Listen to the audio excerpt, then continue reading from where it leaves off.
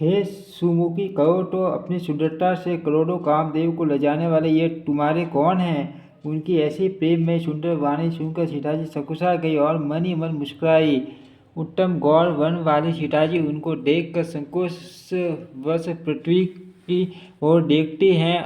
वे दोनों ओर के संकोच से सकुचा रही, अर्थात न बताने में ग्राम की स्त्रियों को दुख होने का संकोच है और बताने में लज्जा रूप संकोच है। हिरने के बच्चे के सरस नेत्र वाली और कोकिल कोकिलकी सी वाणी वाली सीताजी सकुचा कर प्रेम सहित मधुर वचन बोली।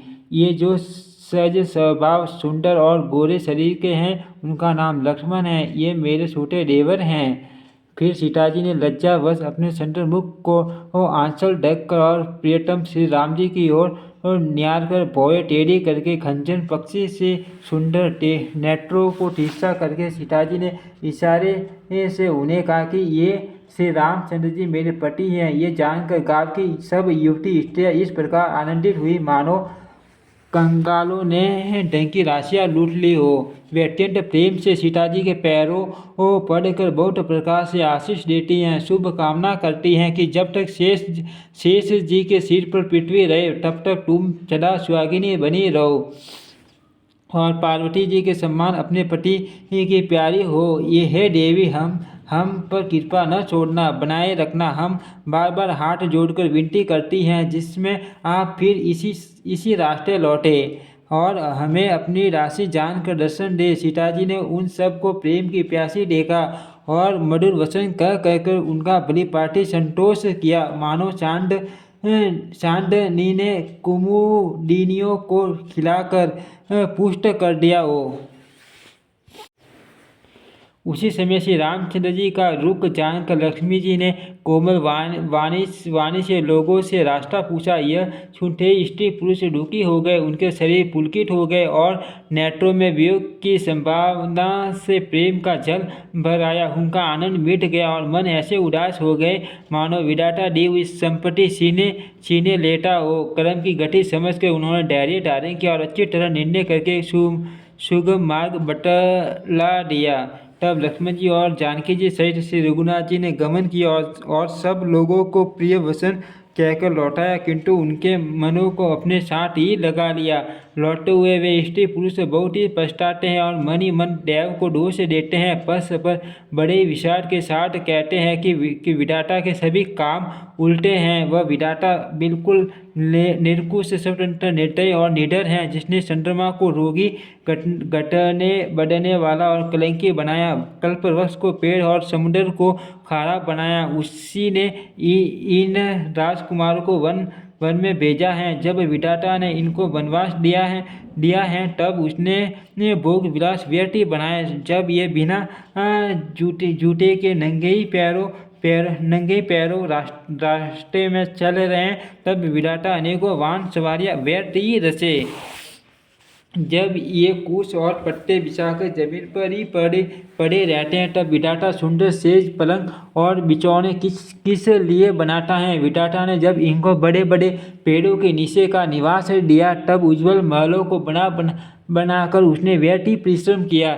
जो ये सुंदर और अत्यंत सुकुमार होकर मुनियों के वल वस्त्र पहनते हैं और जटा धारण करते हैं, तो फिर कटार विधाता ने बाटी बाटी के गहनों और कपड़े व्रता ही बनाए हैं।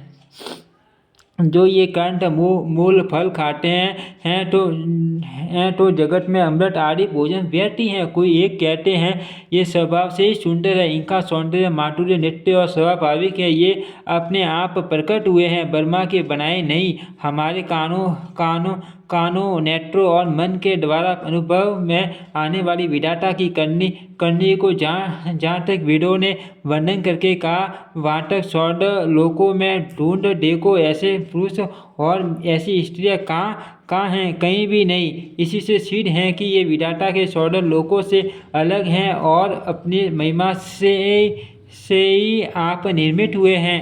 इन्हें देखकर विधाता का मन अनुरक्त मुक्त हो गया। तब वह भी इन्हीं की उपमा के योग्य दूसरे स्त्री पुरुष बनाने लगा। उसने बहुत परिश्रम किया, परंतु कोई उसकी अटकल में ही नहीं आए, पूरे पूरे नहीं उतरे। इसी ईर्ष्या के मारे उसने इनको जंगल में लाकर छिपा दिया है। कोई एक कहते हैं हम बहुत नहीं जानते, हाँ अपने को परम धन्य अवश्य मानते हैं जो इनके दर्शन कर रहे हैं, और हमारी समझ में वे भी बड़े पुण्यवान हैं जिन्होंने इनको देखा है, जो देख रहे हैं और जो देखेंगे।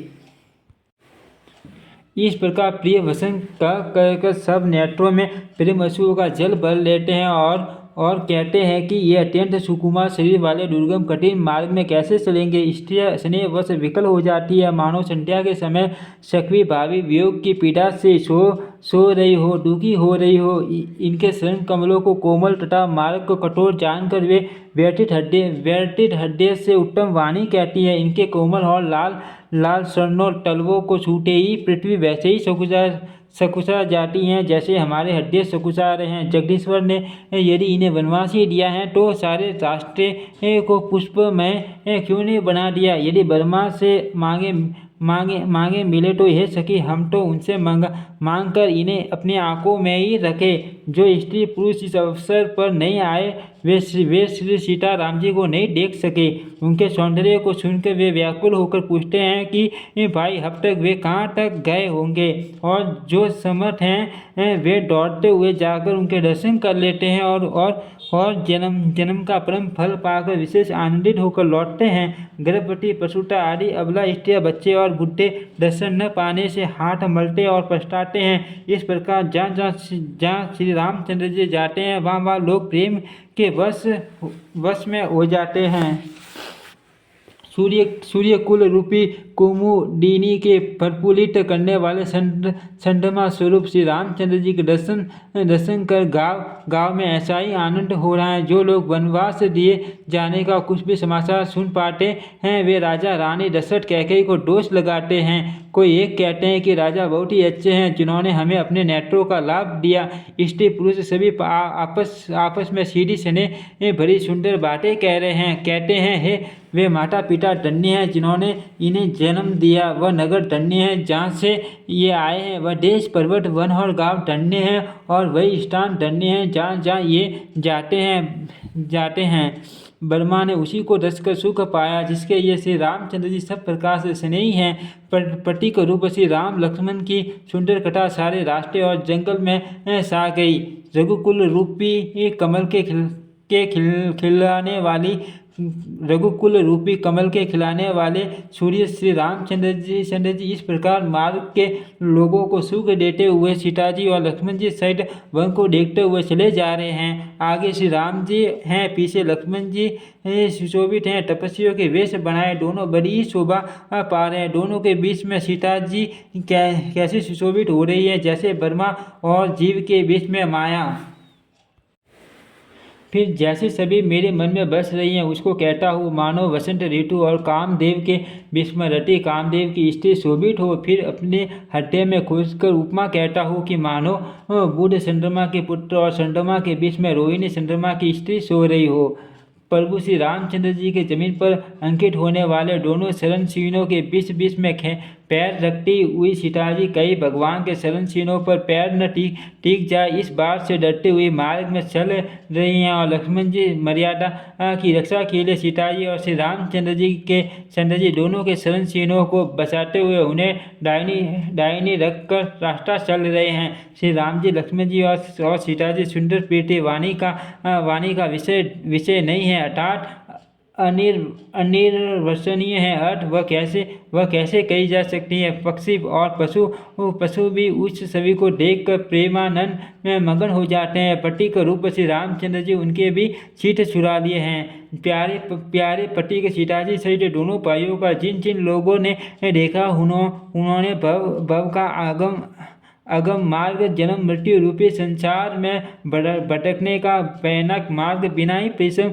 आनंद के साथ तय कर लिया, अर्थात वे आवागमन के चक्र से सहज ही छूटकर मुक्त हो गए। आज भी जिसके हृदय में स्वप्न में भी कभी लक्ष्मण सीता और राम तीनों बटोई आ बसे तो वह भी श्री राम जी के परम धाम के उस मार्ग को पा जाएगा जिस मार्ग को कभी कोई बिल्ले ही मुनि पाते हैं। तब श्री रामचंद्र जी सीता जी को ढकी हुई जानकर और समीप ही एक बड़ का वृक्ष और ठंडा पानी देखकर उस दिन वही ठहर गए। कंठ मूल और फल खाकर रात पर वहाँ रहकर प्रातः काल स्नान करके श्री रघुनाथ जी आगे चले।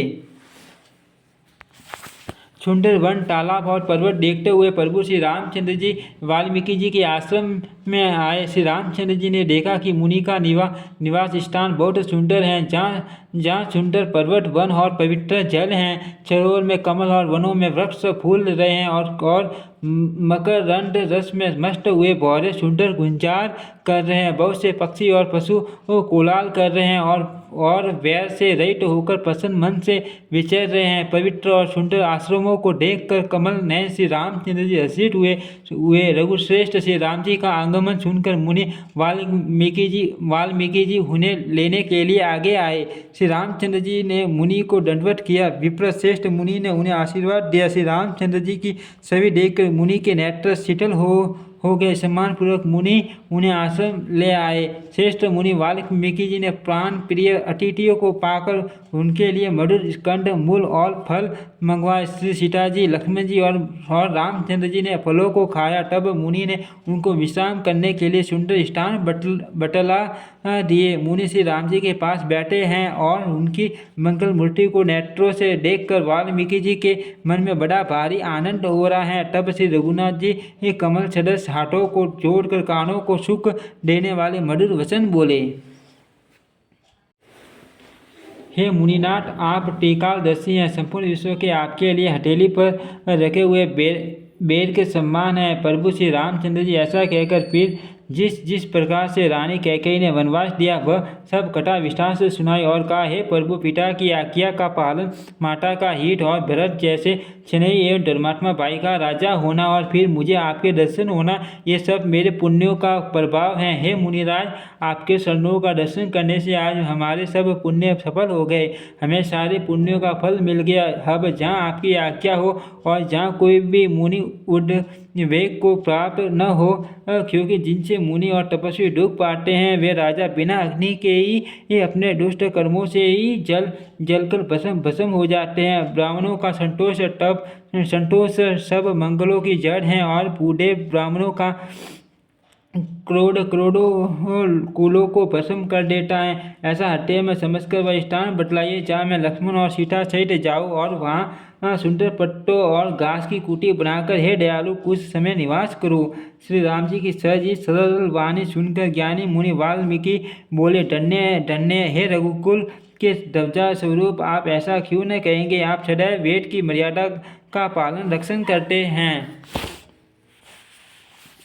हे राम, आप वेद की मर्यादा के रक्षक जगदीश्वर हैं और जानकी जी आपकी स्वरूप भूता माया हैं, जो कृपा के भंडार आपकी रूप पाकर जगत का सृजन, पालन और श्रृंगार करती हैं, जो 1000 मस्तक वाले सर्पों के स्वामी और पृथ्वी को अपने सिर पर धारण करने वाले हैं। वही सरासर के स्वामी शेष जी लक्ष्मण हैं। देवताओं के कार्य के लिए आप राजा का शरीर धारण करके दुष्ट राक्षसों की सेना का नाश करने के लिए चले हैं। हे राम, आपका स्वरूप पानी के अगोचर बुद्धि से परे अव्यक्त, अकथनीय और अपार हैं। वेद निरंतर उसका नेति नेति कहकर वर्णन करते हैं। हे राम, जगत रहस्य हैं, आप उसके देखने वाले हैं। आप ब्रह्मा, विष्णु और शंकर को भी नचाने वाले हैं।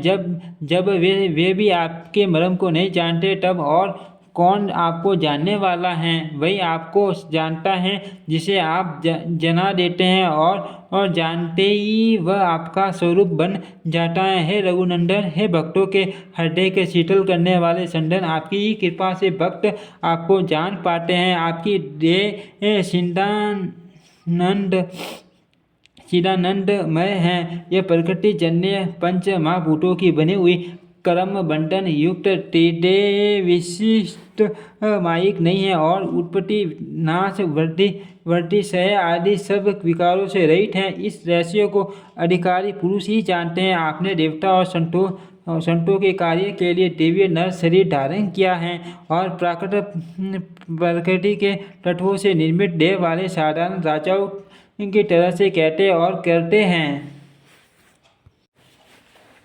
हे राम, आपके चरित्रों को देख और सुनकर मूर्ख लोग तो मोह को प्राप्त होते हैं और ज्ञानी जन सुखी होते हैं। आप जो कुछ कहते हैं करते हैं वह सब सत्य हैं, उचित ही हैं, क्योंकि जैसा सुहाग बड़े बड़े बड़े वैसा ही नसाना भी तो चाहिए। इस समय आप मनुष्य रूप में मनुष्योचित व्यवहार करना ठीक ही है। आपने मुझसे पूछा कि मैं कहाँ रहूं, परंतु मैं ये पूछते सकुचाता हूँ कि जहाँ आप न हो वह स्थान बता दीजिए, तब मैं आपके रहने के लिए स्थान दिखाऊं। मुनि के प्रेम रस सने हुए वचन सुनकर श्री रामचंद्र जी रहस्य खुलकर जानने के डर से सकुचा कर मन में मुस्कुराए। वाल्मीकि जी हंसकर फिर अमृत रस में डुबोई हुई मीठी वाणी बोले, हे राम जी, सुनिए, अब मैं वे स्थान बताता हूँ जहाँ आप सीताजी और लक्ष्मण जी समेत निवास करिए, जिनके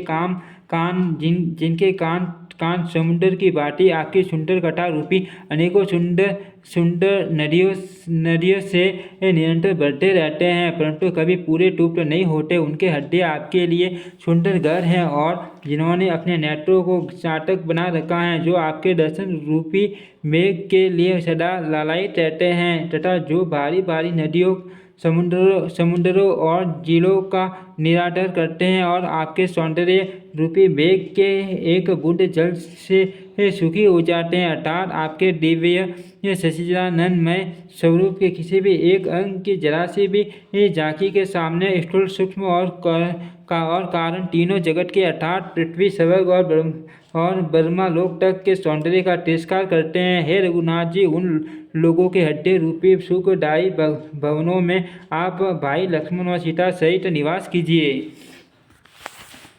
आपके यश रूपी ये निर्मल मान सरोवर में जिसकी जीभ हंसिनी बनी हुई आपके गुण मोह रूपी मोतियों को सूखती रहती हैं। हे राम जी, आप उसके हड्डे में बसिए जिसकी नासिका प्रभु आपके पवित्र और सुगंधित पुष्पारे सुंदर प्रसाद को नित्य आदर के साथ ग्रहण करती सूंघती हैं, और जो आपको अर्पण करके भोजन करते हैं और आपके प्रसाद रूपी वस्त्र भूषण धारण करते हैं, जिनके मस्तक देवता, गुरु और ब्राह्मणों को देखकर बड़ी नम्रता के साथ प्रेम सहित झुक जाते हैं, जिनके हाथ नित्य श्री रामचंद्र जी आपके शरणों की पूजा करते हैं और जिनके हड्डे में श्री रामचंद्र जी आपका ही भरोसा है, दूसरा नहीं, तथा जिनके चरण श्री रामचंद्र जी आपके तीर्थों में चलकर जाते हैं। हे राम जी, आप उनके मन में निवास कीजिए जो नित्य आपके राम नाम रूप मंत्र राज को जपते हैं और परिवार सहित आपकी पूजा करते हैं, जो अनेकों प्रकार से तर्पण और हवन करते हैं तथा ब्राह्मणों को भोजन कराकर बहुत दान देते हैं, तथा जो गुरुओं को हड्डे में आपसे भी अधिक बड़ा जानकर सर्वभाव से सम्मान करके उनकी सेवा करते हैं, और ये सब कर्म करके सबका एकमात्र यही फल मांगते हैं कि श्री रामचंद्र जी के शरणों में हमारी प्रीति हो। उन लोगों के मन रूपी मंदिरों में सीताजी और रघुकुल को आनंदित करने वाले आप दोनों बसिए, जिनके न तो काम, क्रोध, मद, अभिमान और मोह है, न लोभ है, न क्षोभ है, न राग है, न द्वेष और न कपट, दंभ और माया ही है। हे रघुराज, आप उनके हड्डे में निवास कीजिए जो सबके प्रिय और सबका हित करने वाले हैं, जिन्हें दुख और सुख तथा प्रशंसा, बड़ाई और गाली, निंदा, सम्मान है, जो विचार कर सत्य और प्रिय वचन बोलते हैं, तथा जो जागते सोते आपकी ही शरण हैं और आपको छोड़कर जिनके दूसरी कोई गति आश्रय नहीं। हे राम जी, आप उनके मन में बसिए जो प्राय स्त्री को जन्म देने वाली माता के सम्मान जानते हैं, और प्राय धन जिन्हें विष से भी भारी विष हैं, जो दूसरे की संपत्ति देखकर हर्षित होते हैं और दूसरों की विपत्ति देखकर विशेष रूप से दुखी होते हैं। और हे राम जी, जिन्हें आप प्राणों के समान प्यारे हैं, उनके मन आपके रहने योग्य शुभ भवन हैं। हे ठाठ, जिनके स्वामी, सखा, पिता, माता और गुरु सब कुछ आप ही हैं, उनके मन रूपी मंदिर में सीता सहित आप दोनों भाई निवास कीजिए, जो अवगुणों को छोड़कर सब के गुणों को ग्रहण करते हैं, ब्राह्मण और गौ के लिए संकट सहते हैं, नीति निपुणता में जिनकी जगत में मर्यादा है, उनका सुंदर मन आपका घर है। जो गुणों को वो आपका और दोषों को अपना समझता है, जिसे सब प्रकार से आपका ही भरोसा है और राम भक्त जिसे प्यारे लगते हैं, उसके भट्टे में आप सीता सहित निवास कीजिए। जाति पाति धन धर्म बढ़ाई प्यारा परिवार और सुख देने वाला घर सबको छोड़कर जो केवल आपको ही हड्डे में धारण किए रहता है, हे रघुनाथ जी आप उसके हड्डे में रहिए।